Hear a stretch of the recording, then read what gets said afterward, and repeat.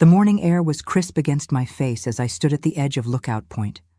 My hands trembled, not from the cold, but from what I'd just overheard. 20 feet behind me, my son Leonardo and his wife Taylor were whispering, their voices carrying on the wind like poison. "She's getting suspicious about the contracts," Taylor hissed. "We need to act now before she changes her will again." My heart hammered against my ribs. The contracts, my $1 million catering business that I'd built from nothing, working 16-hour days for 30 years, the business I'd been so proud to pass down to my only child. "Don't look down," Taylor whispered, her voice suddenly close to my ear. Before I could turn around, her hands slammed against my back with surprising force. The world tilted. My feet left solid ground, and I was falling. The rocky cliff face rushed past me in a blur of gray stone and scattered pine branches. The impact with the ledge 15 feet below knocked the breath from my lungs. Pain shot through my left shoulder as I rolled, catching myself just inches from another deadly drop. Above me, I heard Leonardo's voice, sharp with excitement. "Is she?" he started. "Gone," Taylor finished. "Finally gone." I pressed myself against the cold rock, my body screaming in agony, but my mind was crystal clear. They thought I was dead. My own son, the boy I'd rocked to sleep, whose scraped knees I'd bandaged, whose college tuition I'd worked 3 jobs to pay, had just watched his wife try to murder me, and he was celebrating. I waited until their footsteps faded and their car doors slammed before I dared to move. The ledge was narrow but stable, hidden from view by an overhang of rock and twisted juniper trees. My shoulder was definitely dislocated, and blood trickled from a gash on my forehead. But I was alive. More importantly, I was angry. It took me 3 hours to find a way down. 3 hours of careful climbing with one good arm, following deer paths and rock crevices until I reached the bottom of the ravine. By the time I stumbled onto the hiking trail, the sun was setting and my legs were shaking from exhaustion and shock. A young couple found me there, disheveled and bleeding, and insisted on driving me to the hospital. I told them I'd fallen while hiking alone, not entirely a lie. The emergency room doctor, a kind woman about my daughter-in-law's age, cleaned my wounds and reset my shoulder with gentle efficiency. "You're lucky," she said, signing my discharge papers. "A fall like that could have killed you." If only she knew. I took a taxi home instead of calling Leonardo. I needed time to think, to process what had just happened. As we pulled into my driveway, I saw that his car was gone. The house was dark, except for the porch light I'd left on that morning, a lifetime ago. Inside, everything looked normal, too normal. The family photos on the mantel smiled down at me. Leonardo's graduation, his wedding to Taylor 3 years ago, and the 2 of us at the ribbon-cutting ceremony for my second restaurant location. Had Taylor been planning this even then? Had my son? I sank into my kitchen chair, the same one I'd sat in every morning for the past 15 years, and tried to make sense of it all. The business contracts Taylor had mentioned. I'd been having doubts about some of the recent changes they'd suggested. New partnership agreements, updated insurance policies, revised ownership structures, all of it designed to gradually shift control away from me. I'd been so proud when Leonardo finally showed interest in the business after years of drifting between jobs. And Taylor, with her MBA and sharp business sense, had seemed like the perfect addition to our family company. I'd welcomed her ideas, trusted her expertise, signed whatever papers she put in front of me. What a fool I'd been. My phone buzzed. A text from Leonardo. "Mom, Taylor and I decided to extend our hiking trip overnight. See you tomorrow. Love you." Love you, the words made my stomach turn. I stared at that message for a long time, my thumb hovering over the keyboard. They thought I was dead, crushed on the rocks below Lookout Point. They were probably celebrating right now, toasting their freedom from the old woman who stood between them and their fortune. But I wasn't dead, and I wasn't going down without a fight. I spent the night pacing my kitchen, my mind racing with questions and possibilities. How long had they been planning this? What exactly did they have access to now that they thought I was gone? And most importantly, what was I going to do about it? By dawn, I had my answer. I cooked breakfast with my good arm, wincing every time I reached for something on a high shelf. Pancakes, scrambled eggs, fresh coffee, all of Leonardo's favorites. The same breakfast I'd made for him every Sunday morning when he was growing. Up, at 8 sharp, I heard his key in the front door. Then Taylor's laugh, bright and careless. They were discussing something in low voices as they walked toward the kitchen. "I still can't believe we actually," Taylor was saying. They stopped dead in the doorway. Leonardo went white as a sheet, his keys falling from nerveless fingers to clatter on the tile floor. Taylor's mouth opened and closed like a fish gasping for air. "Good morning," I said pleasantly, setting a plate of pancakes on the table. "I was just making breakfast. I thought you might be hungry after your hiking." Trip. The silence stretched between us like a taut wire. Leonardo looked like he might faint. Taylor's eyes darted from me to the door, calculating distances, escape routes. "Mom?" Leonardo finally whispered. How are you alive?" I suggested. "Yes, I am. Surprising, isn't it?" I took a sip of my coffee, savoring the rich flavor and the look of absolute terror on my daughter-in-law's face. They'd shown their true colors. Now, the question was, what were they willing to do to keep their secret safe? And more importantly, what was I willing to do to make them pay? The kitchen clock ticked loudly in the suffocating silence. Leonardo's face had gone from white to green, and I could see a muscle twitching in his jaw. Taylor, however, was recovering faster than I'd expected. Her business training was kicking in. Damage control, strategic thinking, manipulation. "Charlotte," she said, her voice carefully controlled. "Thank God you're safe. We've been worried. Sick since yesterday when you didn't answer your phone." "Cut the act, Taylor." I set down my coffee cup with deliberate precision.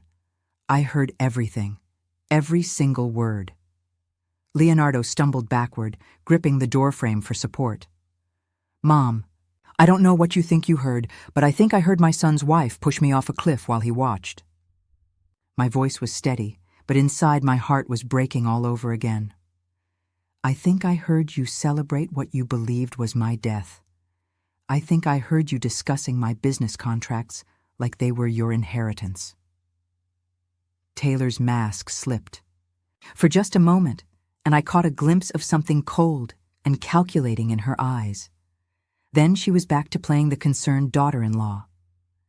"You must have hit your head in the fall," she said, taking a step closer. "You're confused.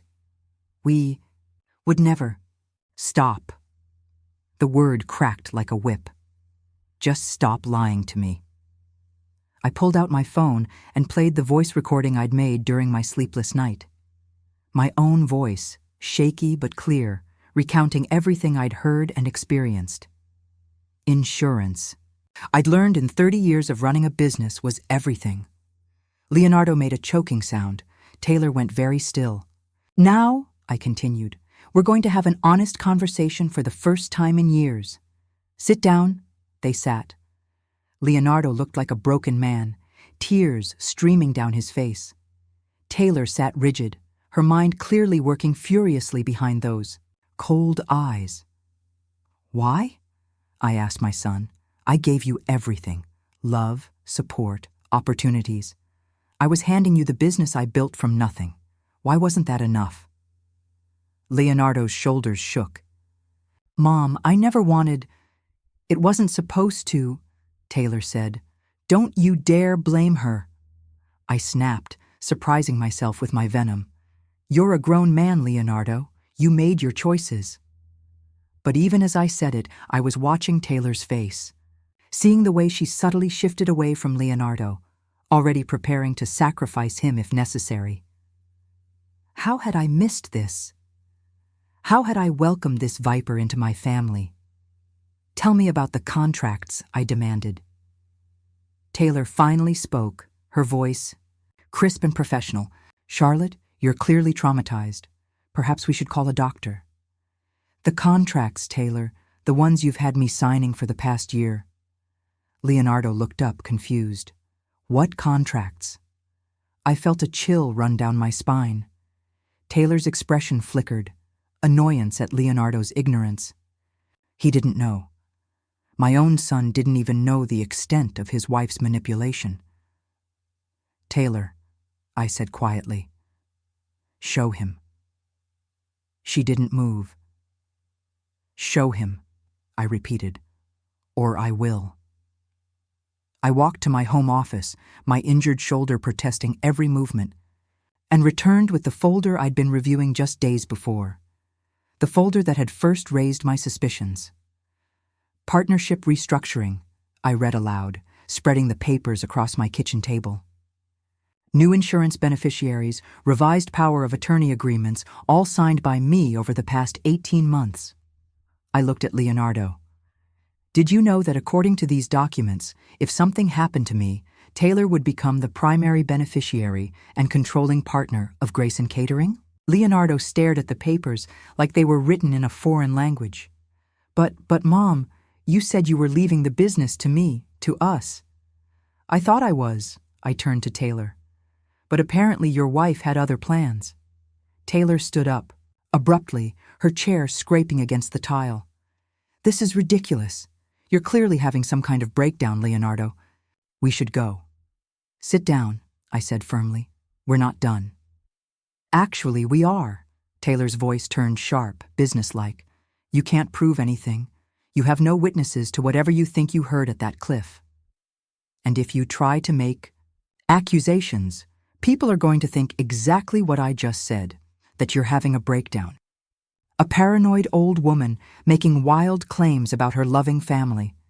The calculated cruelty of it took my breath away.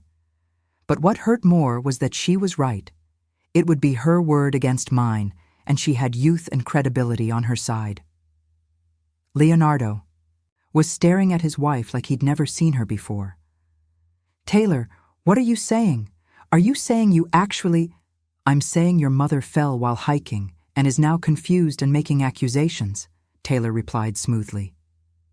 Traumatic brain injuries can cause paranoia and false memories. I watched my son's face as understanding dawned. The woman he'd married, the mother of the grandchildren he'd promised me, was capable of murder, and she was getting away with it right in front of his eyes. Leonardo, I said gently, look at those contracts. Really, look at them. When did you sign them? He shuffled through the papers, his hands trembling. I don't remember signing some of these. Taylor, you said they were just insurance updates. They were, she said quickly. Standard business procedures. Then why, I asked, does the power of attorney agreement give Taylor sole control of the business in the event of my death or incapacitation? Why not Leonardo? The silence was deafening. Leonardo looked up at his wife with dawning horror. Taylor, why would you really push my mother off that cliff? Taylor's composure finally cracked. She was going to ruin everything. She was starting to ask questions, wanting to review all the agreements with her lawyer. She would have discovered. She stopped, realizing she'd said too much. Discovered what? I pressed. Taylor's laugh was bitter. That I've been embezzling from your precious business for 2 years. That the contracts were just the final step in taking control before you could catch me. Leonardo made a sound like a wounded animal. You stole from my mother's company.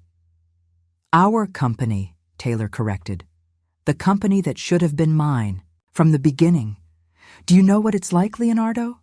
Being married to a mama's boy who can't make a decision without running to mommy first? I have an MBA from Wharton. I have experience, but she still treated me like the hired help. I felt the pieces clicking into place. The missing inventory invoices, the discrepancies in the catering deposits, the new vendor accounts I didn't recognize. I looked at her with something approaching respect for her audacity, if not her methods.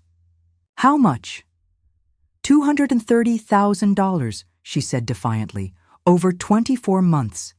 Money that should have been reinvested in expanding the business, not hoarded by some old woman who was too afraid to take risks. Leonardo was crying openly now. "Taylor, how could you? How could you steal from my mother and then try to—" He couldn't finish the sentence because she was going to find out. Taylor said simply, "And when she did, she'd have pressed charges. My career would have been over. Our marriage would have been over. This was the only way. Murder was the only way." I asked incredulously. "It would have looked like an accident. You were hiking alone. You fell. Tragic loss. I would have comforted your grieving son, taken over the business to honor your memory, and eventually paid back what I'd borrowed." "Borrowed?" I couldn't help but laugh. "You call embezzlement borrowing?" Taylor shrugged. "I was going to pay it back once the business was more profitable under my management." The sheer arrogance of it left me speechless. She'd stolen from me, tried to kill me, and still believed she was the victim in this situation. Leonardo stood up shakily. "I can't. I need air. I need to think." He looked at me with eyes full of shame and regret. "Mom, I'm so sorry. I had no idea. I thought she loved me. I thought she loved our family." "She does love you," I said quietly, though I wasn't sure I believed it. "In her own way," Taylor scoffed. "Love doesn't pay the bills, Charlotte. Love doesn't build empires." "No," I agreed. "But it builds families. It builds trust. It builds legacies that last longer than money." I walked to my phone and picked it up. "Taylor, you have two choices. You can call the police yourself and confess to embezzlement and attempted murder, or I can call them for you." She was already shaking her head. "You have no proof, no witnesses. It's your word against mine." "Actually," I said, touching my phone screen, "I have this." The recording played clearly in the quiet kitchen. Taylor's voice admitting to years of embezzlement, her confession about pushing me off the cliff, her complete lack of remorse. The voice memo app had been running since she'd started talking. Taylor's face went pale. Leonardo stared at the phone like it might bite him. "Insurance," I said simply. "Lesson number 1 in running a business." Taylor lunged for the phone, but I was ready for her. After surviving a 15-foot fall and a night of planning, I wasn't about to let her destroy the evidence of her own confession. What she did next, however, I wasn't prepared for at all. Taylor grabbed the kitchen knife from the counter, the 8-inch chef's blade I'd been using to cut fruit for breakfast just minutes earlier. The morning light caught the steel as she raised it, her face twisted with desperation and rage. "Give me that phone or I swear to God, Taylor. No!" Leonardo jumped between us, his hands raised. "What are you doing? Put the knife down." "Get out of my way, Leonardo." Her voice was ice cold. Nothing like the woman who had charmed her way into our family 3 years ago. This is all her fault. If she'd just minded her own business, none of this would have happened. I backed toward the living room, my phone clutched tightly in my good hand. My injured shoulder screamed in protest, but adrenaline was keeping me moving. "Leonardo, call 911. Nobody's calling anyone." Taylor snapped, advancing on us both. "We're going to sit down and work this out like civilized people." The irony of threatening us with a knife while talking about civilization wasn't lost on me, but I kept that observation to myself. Taylor was clearly past the point of rational thought. Leonardo was crying again, his whole body shaking. "Taylor, please, this is my mother. Just put the knife down and we'll figure something out." "Figure what out?" she demanded. "She has us on recording. Confessing to crimes. Our lives are over." "Unless—" She stopped, and I watched a new calculation form behind her eyes. "Unless she has an accident. A real accident this time." "You're talking about murdering my mother," Leonardo said, his voice barely a whisper. "In front of me with a knife." "I'm talking about survival," Taylor replied. About protecting our future, our marriage, the life we planned together. I felt the wall behind me and realized I was trapped in the corner between the kitchen and living room. Taylor was 6 feet away, Leonardo between us, but clearly paralyzed by the situation. I needed to buy time to think. "Taylor," I said carefully, "killing me won't solve your problems. It will only create bigger ones." "Will it?" She tilted her head, studying me like I was a particularly interesting insect. "You live alone. You have no close friends since your book club disbanded. Your only family is Leonardo, and he's not going to testify against his own wife." The casual cruelty of her assessment hit me like a physical blow. Was that really how my life looked from the outside? A lonely old woman with nothing but her business to show for 63 years on this planet. But then I looked at Leonardo, saw the anguish in his eyes, and realized something important. Taylor was wrong. My son might have been weak, might have been manipulated, but he wasn't evil. Not like her. "Leonardo," I said quietly, "look at your wife. Really, look at her. Is this the woman you want to spend your life with? Is this the mother you want for your children?" "We don't have children yet," Taylor said sharply, "and now we never will thanks to you." "Thanks to me?" I couldn't help but laugh. "Taylor, you stole from me, tried to murder me, and are now threatening me with a knife in my own kitchen." "Exactly. How is any of this my fault?" "Because you couldn't just let things be," she exploded. "You had to keep controlling everything, questioning everything, treating me like some kind of employee instead of family. I was trying to build something bigger, something better, and you kept holding us back with your small-town thinking and your precious little catering company." "That precious little catering company," I said, my anger finally breaking free, "employs 47 people. It feeds thousands of families every month. It paid for Leonardo's education, this house, and apparently your shopping habits for the past 3 years. Show some respect." Taylor's laugh was ugly. "Respect for what? You got lucky with a business that should have died years ago." "The food industry is changing, Charlotte. People want innovation, creativity, experiences, not the same tired menu you've been serving since the 90s.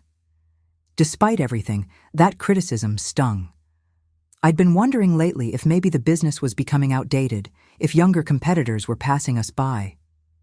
Taylor had fed on those insecurities, used them to justify her gradual takeover. But looking at her now, wild-eyed and holding a weapon, I realized something crucial.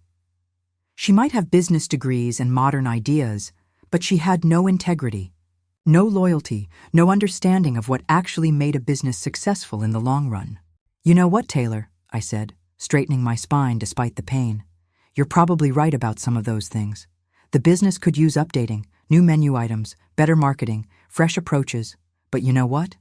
It doesn't need a thief and a murderer running it." Leonardo was staring at his wife like he'd never seen her before. "Taylor, please just put the knife down. We can leave town, start over somewhere else. I'll get a job. We'll figure it out." "With what money?" Taylor demanded. "Do you have any idea how much debt we're in? The credit cards, the mortgage on the condo I bought downtown, the car payments? I needed this business to survive, Leonardo." "We needed it." I frowned. "What condo downtown?" Taylor's face flushed. She'd said too much again.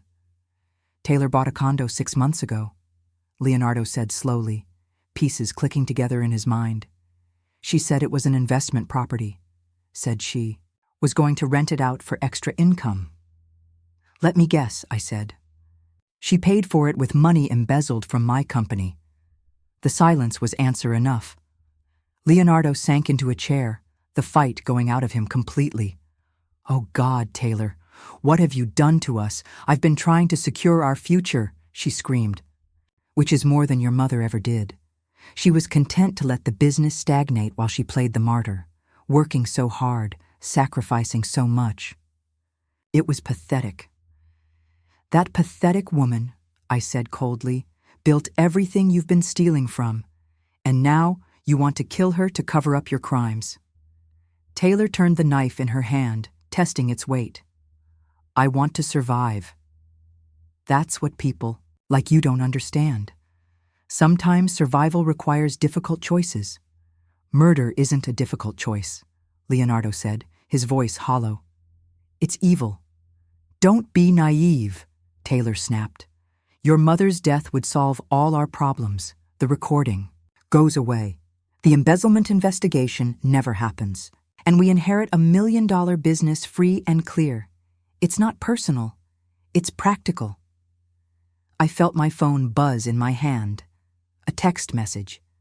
Without looking down, I touched the screen to open it, hoping it wasn't something that would distract me at this crucial moment. But what I saw made my heart race with hope. You know what's funny, Taylor? I said, moving slightly to keep her attention on me. You're so focused on the business and the money, but you missed something really important. What's that? She asked, though she was clearly losing patience. I wasn't hiking alone yesterday. Taylor went very still. What do you mean? I had a hiking partner, Ingrid Bulmer from the book club you mentioned. She was about 50 yards behind me when you pushed me off that cliff. It was a lie, but Taylor didn't know that. I watched her face carefully, saw the doubt creeping in. You're bluffing, she said, but her voice lacked conviction. Am I? I held up my phone, showing her the text I'd actually received. A message from my neighbor asking if I needed anything from the grocery store, but from Taylor's angle, she couldn't read the screen. Ingrid's been worried sick since yesterday. She's the one who called the park rangers to search for me, and she's the one who told them exactly where and when she last saw me. Leonardo was looking at me with confusion, but he was smart enough not to say anything. Taylor's grip on the knife tightened. Even if that's true, she didn't see anything. She was behind you. She saw you and Leonardo arrive at the parking lot. She saw you follow the trail up to Lookout Point, and she heard voices before I fell. I was improvising now, but Taylor's increasingly frantic expression told me I was hitting my mark. Most importantly, she saw you leave without calling for help. That doesn't prove anything, Taylor said. But she was backing away from us now. Doesn't it?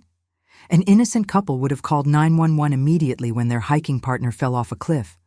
They would have climbed down to look for survivors. They would have waited for rescue teams. They certainly wouldn't have driven home and sent a casual text about extending their hiking trip. Taylor's face was pale. It's still not proof of murder. Maybe not, I agreed. But combined with your confession on this recording and the evidence of embezzlement, it's going to be enough to put you away for a very long time. She raised the knife higher, and for a moment I thought she was actually going to attack me. But then we all heard it, the sound of cars pulling into my driveway. Police, she whispered. 3 cars. I smiled. I sent that recording to my lawyer's office while you were making your speech about survival. Standard protocol. Any emergency evidence gets forwarded immediately to the authorities. Leonardo was staring at me with something that might have been admiration. Mom, when did you... While she was explaining how pathetic my business was, I said, funny how criminals always want to gloat. It makes them careless. The doorbell rang, followed immediately by heavy knocking. Police, open up. Taylor looked at the knife in her hand, at the phone in mine, at the door where justice was waiting. For just a moment, I thought she might make one last desperate play. Instead, she surprised me.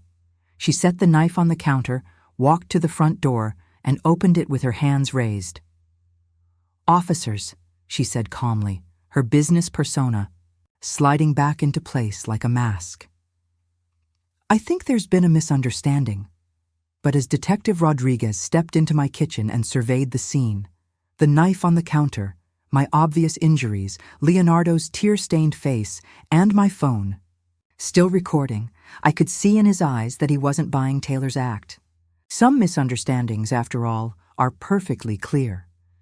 Detective Rodriguez was a compact man in his 50s with intelligent eyes that missed nothing. He took one look at the scene in my kitchen and immediately called for backup and a paramedic unit. Within minutes, my house was swarming with officers, crime scene photographers, and medical personnel. "Mrs. Grayson," Detective Rodriguez said gently, guiding me to sit at my dining room table while a paramedic examined my shoulder. "I need you to tell me exactly what happened, starting from yesterday morning." Taylor was already in handcuffs, sitting in the back of a patrol car, but I could see her through my front window. She was talking rapidly to the officer beside her, no doubt spinning some new version of events. Even caught red-handed, she was still trying to manipulate the situation. Leonardo stood in my living room like a ghost, staring at his hands. 2 officers flanked him, not under arrest yet, but clearly not free to leave either. I told Detective Rodriguez everything, playing him the recording I'd made during the confrontation. His eyebrows rose higher with each revelation: the attempted murder, the embezzlement, the threatening behavior with the knife. When I finished, he sat back and whistled low. "That's quite a story, Mrs. Grayson. And you have all of this documented? Everything from this morning?" "Yes. But Detective, I need you to understand something important." I leaned forward, ignoring the protest from my shoulder. "My son didn't know about the embezzlement, the contracts, any of it. He's weak and he's been manipulated, but he's not a criminal." Rodriguez glanced toward Leonardo, who was now being questioned by Detective Santos, a younger woman with kind eyes and a no-nonsense manner. "We'll sort that out during the investigation. Right now, I'm more concerned about your physical condition and getting your full statement." The paramedic, a cheerful young man named Jake, finished wrapping my shoulder and declared that while I needed to follow up with my doctor, there was no immediate danger. "You're one tough lady," he said with a grin. "Most people your age wouldn't have survived a fall like that, much less climbed out of a ravine on their own."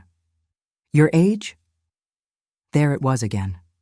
That casual reminder that everyone saw me as a fragile old woman. But maybe, I thought with dark humor, that perception had worked in my favor. Taylor had underestimated me because of it.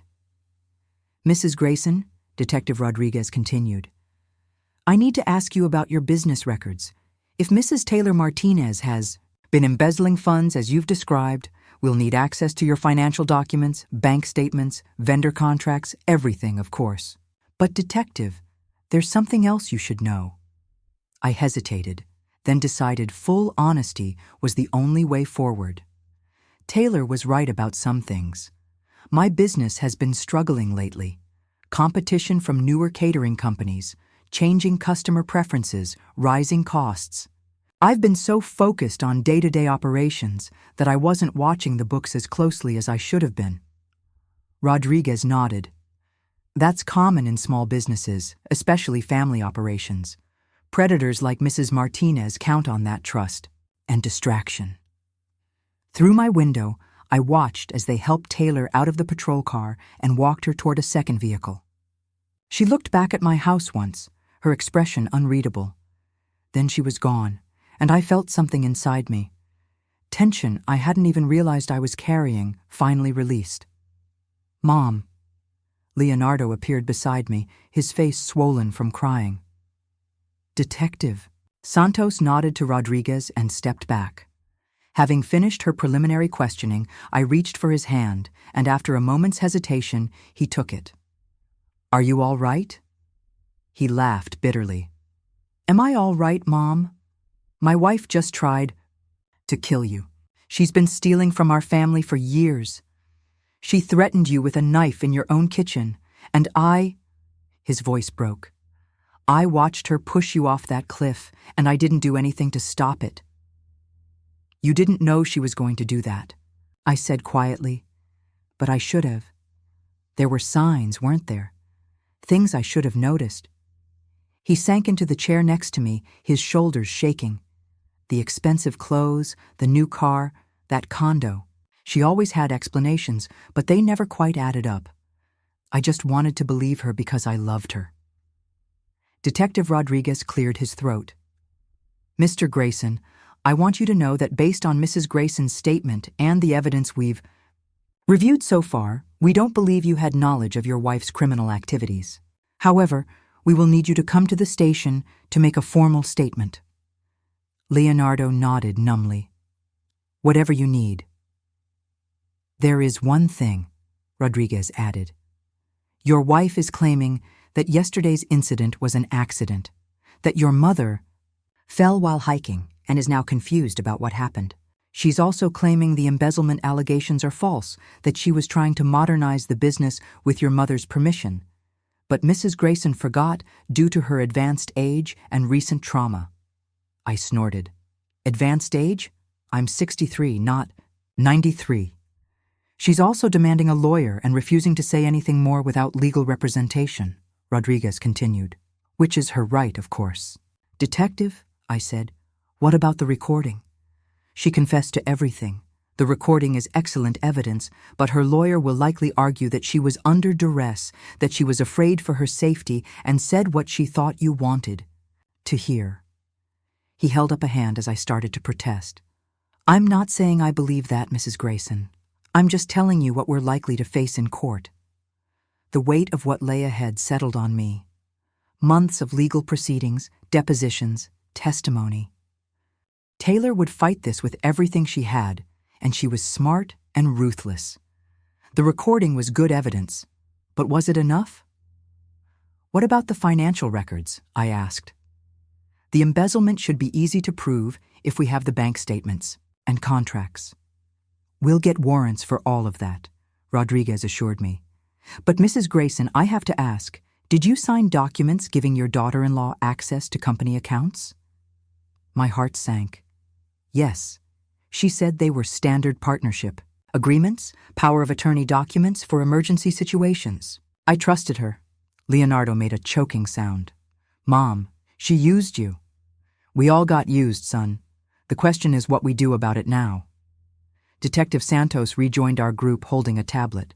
Mrs. Grayson, I've been reviewing some preliminary information about your business accounts. There are some irregularities that support your embezzlement claims, but I need to ask about this. She showed me a bank statement on the screen. There's a large withdrawal from your main operating account, 3 weeks ago, $50,000 cash. Did you authorize that? I stared at the screen, my blood running cold. No, absolutely not. The withdrawal was made at First National Downtown Branch using a power of attorney document, Santos explained. The signature on file matches. The one we have from Mrs. Martinez. She was building a war chest, I realized. Getting ready to run if things went bad. Rodriguez and Santos exchanged glances. Mrs. Grayson, we need to ask. Do you have any idea where that money might be now? Because it's not in any of the accounts associated with Mrs. Martinez or your son. Cash. $50,000 in cash withdrawn, just weeks before Taylor tried to kill me. She'd been planning her escape route, but where had she hidden the money? The condo, Leonardo said suddenly. The investment property she bought downtown. She's been going there a lot lately. Said she was staging it for rental showings. Address? Santos asked, fingers poised over her tablet. Leonardo rattled off the address, and Santos immediately made a phone call to dispatch units to secure the property. Mrs. Grayson, Rodriguez said, I want you to know that this is going to be a complex case. Financial crimes like this often take months to fully investigate and prosecute. Are you prepared for that? I thought about Taylor sitting in that patrol car, still scheming, still believing she could talk her way out of this. I thought about my business, my employees, the customers who trusted us. I thought about Leonardo, broken and ashamed, but still my son. Detective, I've spent 30 years building something from nothing. I've survived economic downturns, difficult clients, supply chain disasters, and aggressive competitors. Yesterday, I survived being pushed off a cliff and managed to outsmart the woman who tried to kill me. I stood up, my injured shoulder protesting, but my spine straight. I think I can handle a few months of legal proceedings. Rodriguez smiled for the first time since he'd arrived. I believe you can. As the crime scene team finished their work and the last of the officers departed, I found myself alone in my kitchen with Leonardo. The morning's breakfast dishes were still on the table, cold pancakes and congealed eggs that seemed to belong to another lifetime. "Mom," Leonardo said quietly, "what happens now? To us, I mean, to our relationship?" I looked at my son, really looked at him. He was 35 years old, but in that moment, he looked like the scared little boy who used to crawl into my bed during thunderstorms. "I don't know," I admitted. "You didn't try to kill me, Leonardo. But you stood by and watched while someone else did. You may not have known about the embezzlement, but you signed documents you didn't read and asked no questions about sudden changes in our family's financial situation. That's not evil, but it's not innocent either." He flinched as if I'd slapped him. But I continued, "You're still my son, and despite everything, I still love you. The question is whether you can learn to stand on your own 2 feet, make your own decisions, and rebuild the trust you've lost." Leonardo was crying again, but this time it seemed like tears of relief rather than despair. "I want to try, Mom. I want to make this right somehow." "Then we'll figure it out," I said, "one day at a time." My phone rang. It was Detective Santos calling to inform me that they'd found a safe deposit box key hidden in Taylor's downtown condo, along with several stacks of cash that matched the missing $50,000. "Mrs. Grayson," Santos said, "I think we've got her dead to rights. The evidence is overwhelming." As I hung up the phone, I felt something I hadn't experienced in years, complete confidence in my own strength and judgment. Taylor had tried to destroy me, but instead, she'd reminded me who I really was. A survivor, a fighter, a woman who didn't go down without a hell of a battle. Now I just had to decide what to do with that power. 6 months later, I stood in the courthouse hallway watching Taylor's lawyer make one final desperate plea to the prosecutor. Through the glass doors, I could see Taylor herself, perfectly composed in an expensive navy suit that she'd probably bought with my money. Even facing 25 years in prison, she looked like she was attending a business meeting rather than her own sentencing hearing. "The plea deal is still on the table," District Attorney Jennifer Walsh reminded me as we waited. 15 years for attempted murder and embezzlement, full restitution of the stolen funds. She'd be eligible for parole in 8 years. I shook my head. "She tried to kill me, Jennifer. She embezzled over $300,000 when we found all the hidden accounts. She threatened me with a knife in my own kitchen, and even now she shows no remorse. No deal." Leonardo stood beside me, looking older and more weathered than he had 6 months ago. The divorce had been finalized just last week, and Taylor had fought him for every asset, every photograph, every stick of furniture. She'd even tried to claim ownership of his grandmother's wedding ring, arguing that community property laws gave her a right to it. "Mom," he said quietly, "are you sure about this? A trial means months more of this, having to relive everything, dealing with her lawyers trying to destroy your credibility." "I'm sure," I squeezed his arm. "Some battles are worth fighting, Leonardo. This is one of them." The last 6 months had transformed both of us in ways I couldn't have imagined. Leonardo had moved back in with me temporarily while he rebuilt his life and finances. Taylor's spending had left him nearly bankrupt, but he was working now, a real job with an engineering firm, not just empty promises about joining the family business. He was learning to make decisions without looking over his shoulder for approval from his mother or his wife. And me? I discovered that surviving a murder attempt had an unexpected side effect. It made everything else seem manageable by comparison. Charlotte Grayson, a young woman with a press badge, approached us. "I'm Ingrid Martinez from the Herald Tribune. Could I get a statement about today's proceedings?" "Martinez?" Leonardo asked sharply. "Are you related to?" "Taylor is my cousin," the reporter admitted. "But I'm here as a journalist, not family." This story is bigger than one woman's crimes. It's about elder abuse, financial exploitation, and domestic violence. The public has a right to know. I studied Ingrid Martinez's face, looking for any resemblance to Taylor. There was something around the eyes, but where Taylor's expression was always calculating, Ingrid seemed genuinely concerned. "Your cousin tried to murder me," I said bluntly. "What exactly do you want me to say?" "I want you to tell your story," Ingrid replied.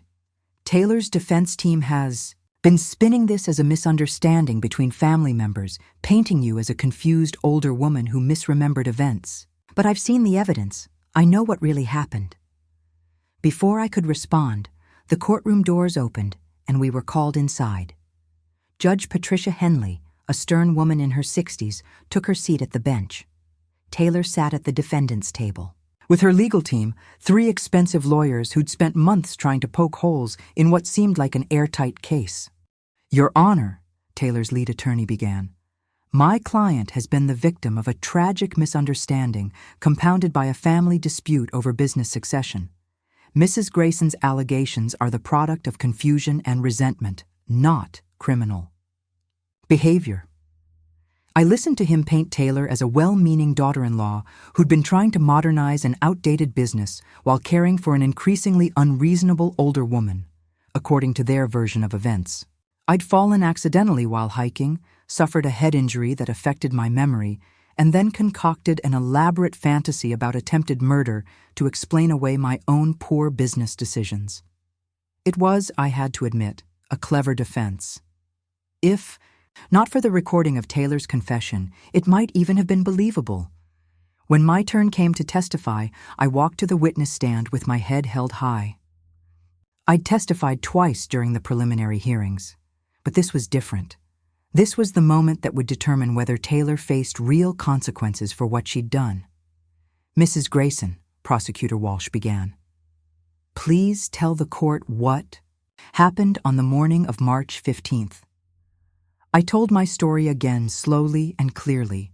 The overheard conversation about the contracts, Taylor's hands on my back, the fall, the climb out of the ravine, the confrontation in my kitchen, every word of Taylor's confession, every threat she'd made, every lie she'd told.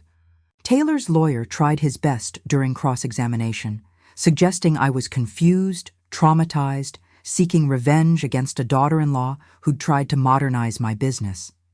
But I'd been preparing for this moment for months, and I answered every question with calm precision.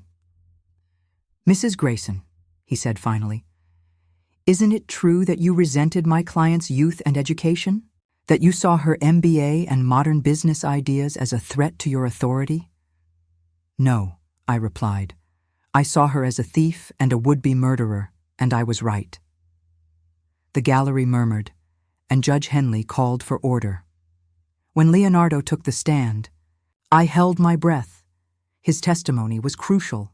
He was the only other witness to Taylor's confession, the only one who could corroborate the kitchen confrontation. "Mr. Grayson," Taylor's lawyer said during cross-examination, "you're going through a difficult divorce from my client. Isn't it possible that your testimony is colored by your anger over the dissolution of your marriage?" Leonardo looked directly at Taylor for the first time since the trial began. She stared back, and for a moment I saw a flicker of the woman who'd charmed her way into our family. Beautiful, intelligent, confident. But beneath that facade was something cold and calculating that I wondered how I'd ever missed. "I loved my wife," Leonardo said quietly. "I wanted to believe she was innocent even after hearing her confess, even after watching her threaten my mother with a knife. But love doesn't change facts. And the fact is that Taylor Martinez tried to murder my mother and steal our family business." Taylor's composure cracked just slightly. Her lawyers quickly called for a recess. The forensic accountant testified next, detailing the complex web of false invoices, redirected payments, and forged signatures that Taylor had used to embezzle funds. The total, when everything was tallied, came to $412,000 over 3 years. Mrs. Martinez was sophisticated in her approach, the accountant explained. She created fake vendor accounts, submitted fraudulent invoices for catering supplies that were never delivered, and skimmed deposits from large events.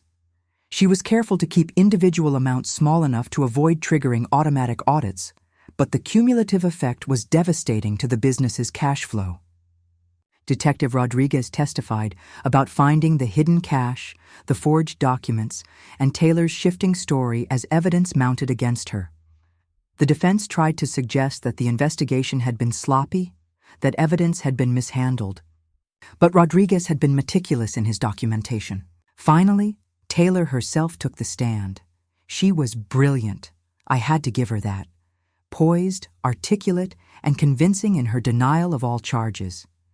She admitted to making some unauthorized business decisions, but claimed they were intended to help the company grow. She denied pushing me off the cliff, suggested I'd fallen accidentally, and imagined the rest due to head trauma. She even managed to shed a few tears when discussing the heartbreak of being accused by the family she'd tried so hard to help. But then Prosecutor Walsh played the recording. Taylor's voice filled the courtroom, clear and unmistakable. "I've been embezzling from your precious business for 2 years." She was going to find out, and when she did, she'd have pressed charges. This was the only way. It would have looked like an accident. The jury listened in stunned silence. When the recording ended, Taylor's face had gone pale, but she maintained her composure. "Mrs. Martinez," Walsh said, "do you recognize your own voice on that recording?" "I was under duress," Taylor replied smoothly. "Mrs. Grayson was threatening me, and I said whatever I thought would calm her down and protect my safety." "You said you'd been embezzling for 2 years. Was that a lie?" I was confused and frightened. "You confessed to pushing Mrs. Grayson off a cliff. Was that also a lie?" "I never pushed anyone anywhere." Walsh played another section of the recording. "Taylor threatening me with the knife, talking about making my death look like an accident, showing no remorse for her actions." "Mrs. Martinez, you're under oath.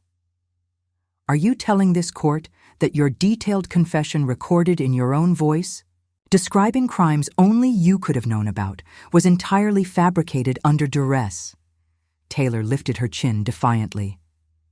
"I'm telling this court that Charlotte Grayson is a vindictive old woman who has twisted a family business dispute into a criminal matter to destroy my life."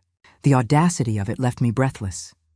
Even caught red-handed with overwhelming evidence against her, she was still trying to manipulate the situation. The jury deliberated for less than 3 hours. "Guilty on all counts," the foreman announced. Taylor's face remained impassive, but I saw her hands tremble slightly as the handcuffs were applied.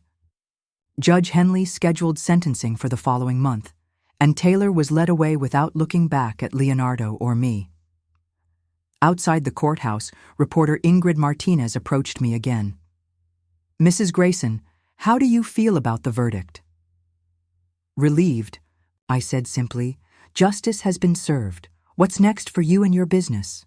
I smiled, thinking about the plans I'd been making during the long months of legal proceedings. We're rebuilding new menu items, updating marketing, and fresh approaches, all the things Taylor claimed she wanted to do, but legally this time. We're also implementing new financial controls to make sure something like this never happens again. And your relationship with your son? I looked at Leonardo, who was talking quietly with the prosecutor. "We're rebuilding that too. It's going to take time, but we're both committed to making it work." 3 weeks later, I sat in the same courtroom as Judge Henley sentenced Taylor to 28 years in prison without the possibility of parole for 15 years. Taylor finally showed emotion, then rage, not remorse.